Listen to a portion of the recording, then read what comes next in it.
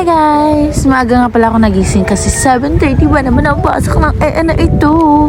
Walang ayos-ayos na pumasok sa school. Kaya ayan, pagdating sa school, first subject namin, kuno na po, unsa pa? So ayan, kunabi, pamati-mati. Then, after class, first subject ay nagpatali ako ng book sa kaklase ko. Then, ayan, nakita ng ibang kaklase ko na nagbi-video ako. Sabi niya, ay, sama ko sa vlog ni Joy. Ganun sila. Then, ayun, tawanan lang kami. Ayan, si Joylene. Siya yung maasahan mo sa lahat. Cool siya, very funny. Ganun.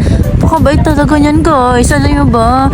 Bibigyan ng 1/4 niya. Tingnan mo, bigyan ako ng 1/4 niya next class. Pero totoo, mabait talaga yan. Cool. Gusto ko yung bait niya.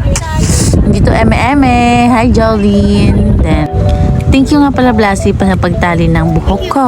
Then, ayan. Video ko sa room namin. Kaya tingnan nyo naman yung kaklase ko, guys. Ayan. Gusto nilang makasama sa vlog.